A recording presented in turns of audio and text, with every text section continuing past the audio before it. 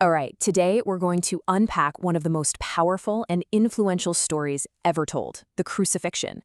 It's a story that's absolutely packed with betrayal and suffering, yeah, but it's also about a kind of forgiveness and hope that has literally shaped the world for thousands of years. So let's start with the big question, the paradox at the heart of it all. How does an instrument of torture, a Roman cross, become a symbol of love and salvation for billions of people?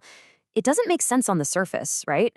Well, to get it, we have to walk through the events that turned this execution into something else entirely. So our story really kicks off in the dark, in the quiet of the Garden of Gethsemane.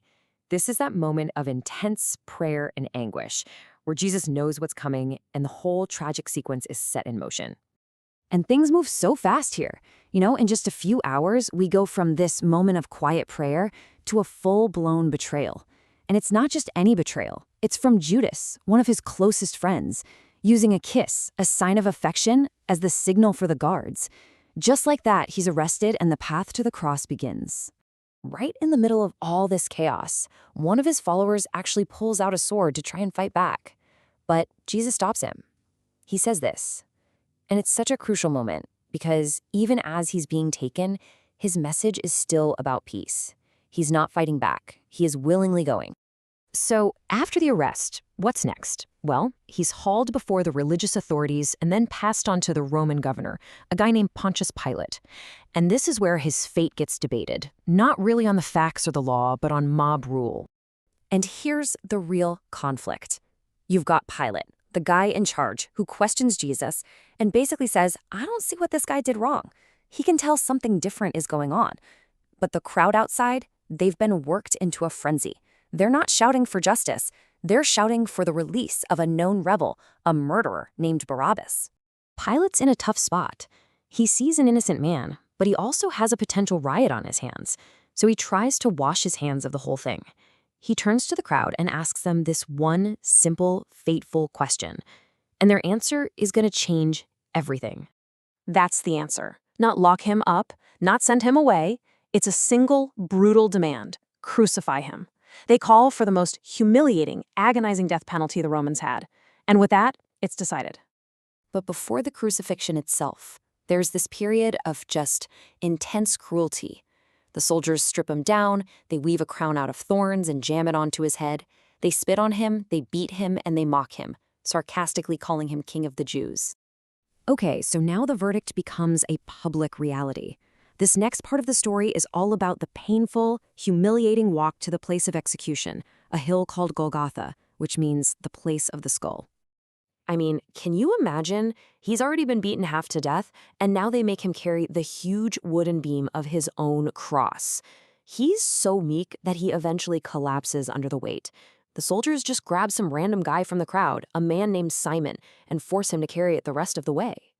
Once they get to Golgotha, they do the unthinkable. They nail his hands and his feet to the wood and raise the cross up for everyone to see. The physical pain must have been beyond anything we can comprehend. But what's incredible is that the story now pivots to what he says. Think about this. One of the first things he says from the cross isn't a scream of pain or a curse. It's a prayer asking for forgiveness for the very people who are torturing and killing him. It's just a radical display of grace in the middle of absolute horror. And remember, he's not alone up there. He's crucified between two criminals. One of them joins the crowd in mocking him, but the other one sees something. He asks Jesus to remember him. And even in his own agony, Jesus offers this man hope, a promise of paradise. So as the hours drag on, the whole scene builds to its climax, and things get strange. The mood shifts and supernatural events start to happen, underlining just how significant this moment is. All of a sudden, in the middle of the afternoon, the sky goes completely dark for hours.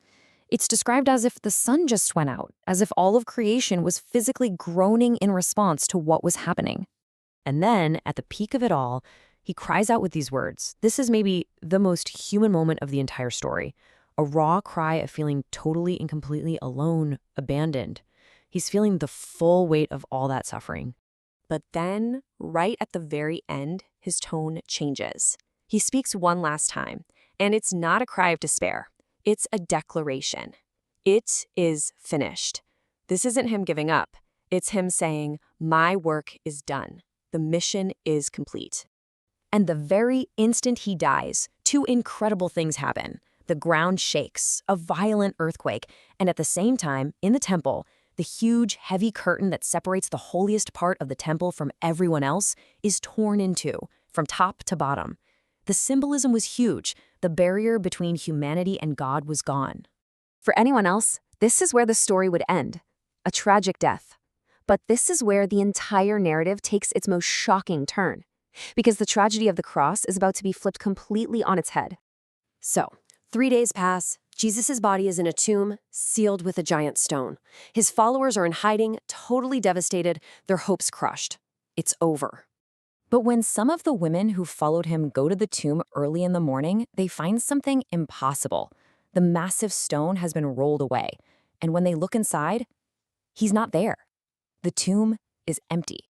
And that's when they get the message that would launch a global faith. An angel tells them the news.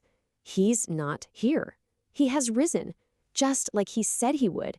Death didn't win. So, we come all the way back to that first question.